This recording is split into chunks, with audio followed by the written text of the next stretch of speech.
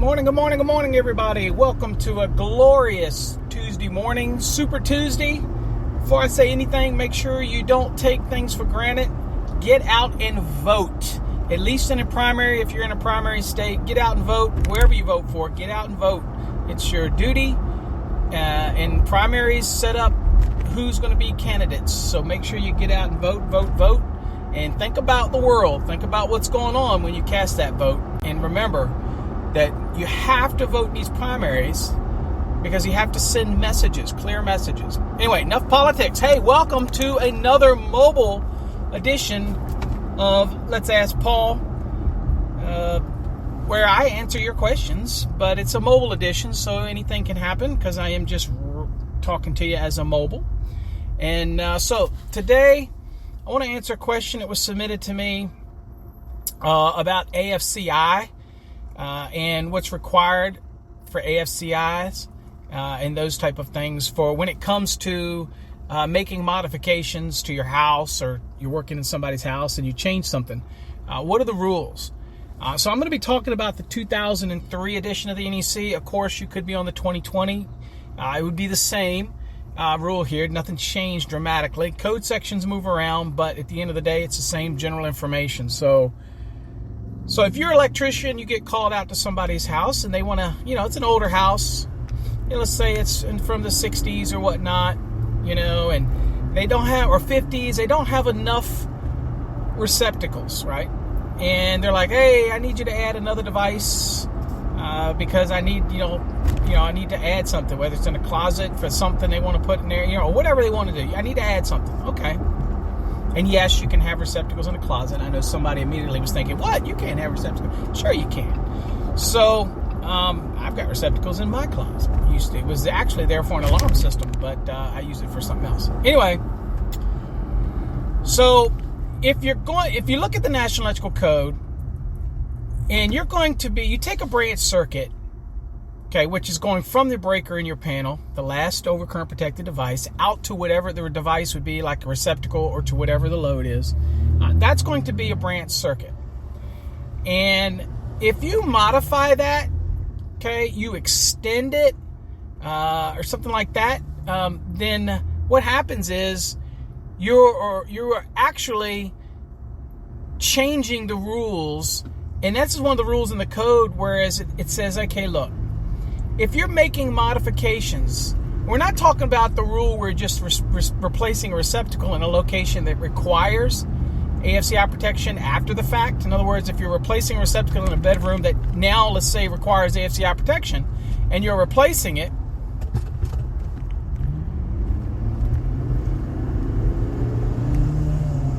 then you have to have AFCI protection, okay? Sorry about that. I was checking somebody out that was riding my bumper.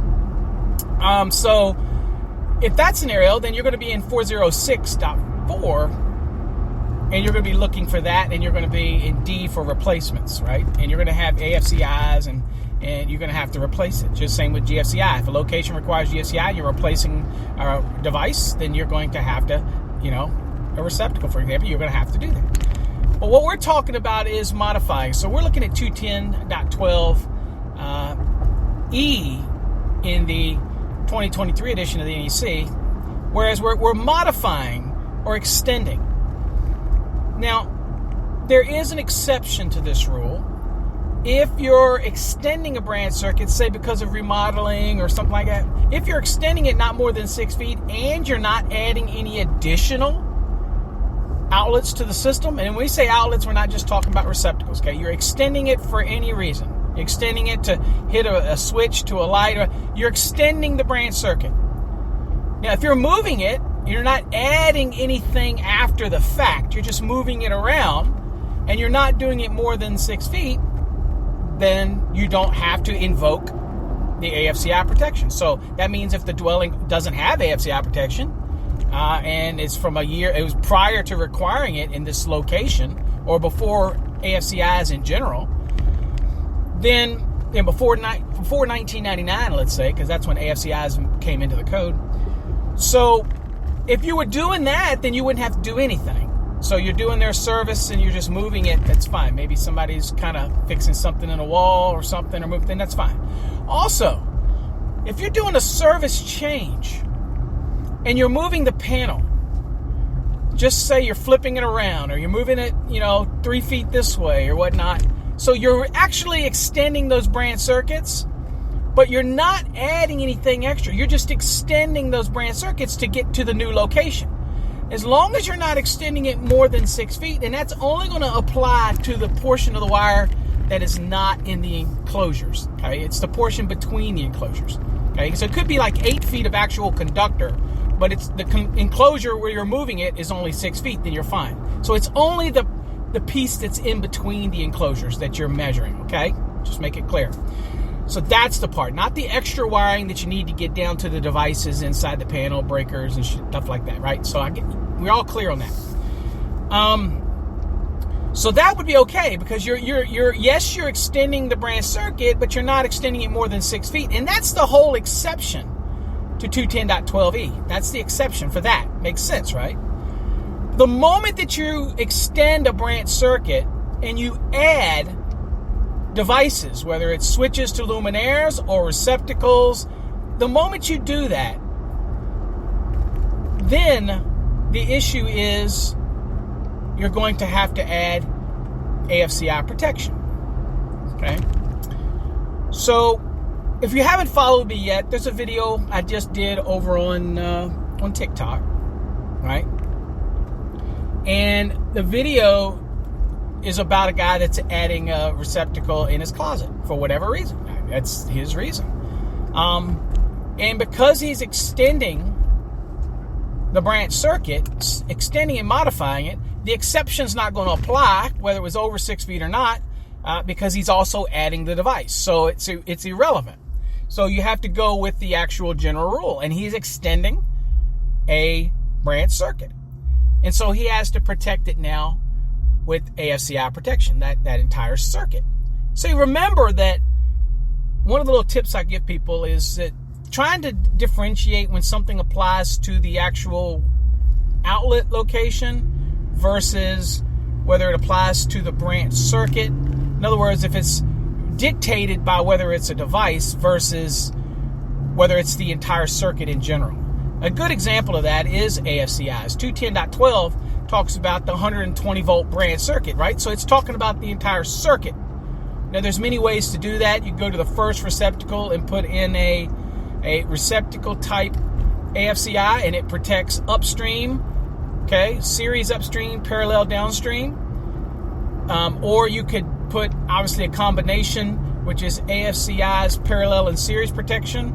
You can put that in the panel and it protects everything downstream. You have many options that you can do. But dual function is different. That is AFCI and GFCI. So if you have extending some branch circuit and you need both AFCI and GFCI protection because you're doing something like that, you're replacing receptacles and you're extending it, well, then you could go with the dual function and you could kill two birds with one stone type of scenario. By the way, people asked, AFCI technology and GFCI technology work perfectly fine together. So I can have an AFCI breaker and I can have a GFCI receptacle. They work fine together. Two different technologies looking for two different things, right? So again, whether you're a fan of AFCIs or not, electricians notoriously don't like them.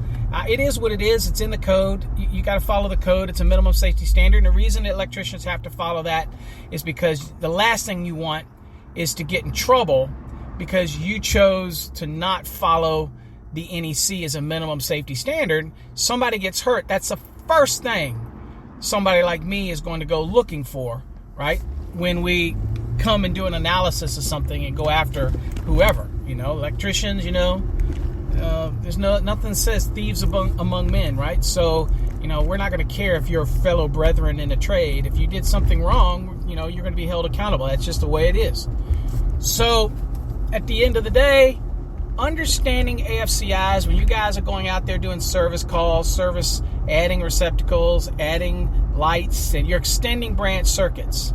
If you're extending a branch circuit that maybe was prior to 1999, Or even if it was $99, that was only for bedrooms. So over the years, AFCI has expanded greatly. So if you're doing work somewhere and you're extending a branch circuit that does not have AFCI protection on it, and you're extending it, be aware that when you're bidding that job and you're pricing that out, that you need to look at all the other complexities involved in that you may have to bring the circuit up to AFCI protection, that type of thing. You're replacing devices, you may have to GFCI locations you never did before under the replacement rules in 406, the article. So there's so much to be aware of as electricians. You know, people say residential and things like that are not complicated. I disagree. I think that there's so many little nuances that could get you in trouble if you don't follow them. And it's not manufacturers putting that in there. I mean, you've got to remember, everybody submits changes to the NEC. Engineers, designers, inspectors, electricians, anybody with a vested interest in it. Everybody's a stakeholder when it comes to changing the NEC, right? And if you think that the manufacturers monopolize the code panel, that's not true. You need to come to one and join us one time. Because at the end of the day, you know, it's very balanced. And everybody has a say. And I think that that's important because, you know, you have to remember that everybody sitting at the table has to convince other people at the table. And if you can't convince them, nothing's going anywhere. And so you got to bring the goods. So anyway, hopefully that's a good little mobile for you this morning. Remember, if you're going in to do work and you're taking an existing branch circuit, remember from the overcurrent device out to the receptacle, let's say, that's a branch circuit. There's many other, other things that can go from the breaker to a load or whatnot. But anyway, that's the branch circuit from the last overcurrent protected device to the load.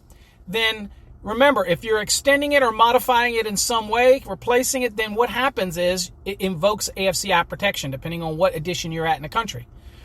When you do that, as long as you're not extending that branch circuit more than 6 feet, and you're not adding any additional outlets, and when we say outlets, we're not just talking about receptacles, okay? You have to go look at the definition of outlet. So if you're doing that, then guess what? You're going to have to add that into your cost. You're going to have to add AFCI protection, and it just may be the existing panel won't handle that. So you got to be so aware of that now you might have to go to the first receptacle in the circuit, find it, and you might have to put a receptacle type overcurrent protected device in order to comply. So there's so many rules. I encourage you to go look at 210.12e if you're in the 2023 edition of the NEC. Read it, understand it. You got any questions, you can always reach out to me by posting questions over at paulabernathy.com. Till next time, folks, stay safe. God bless.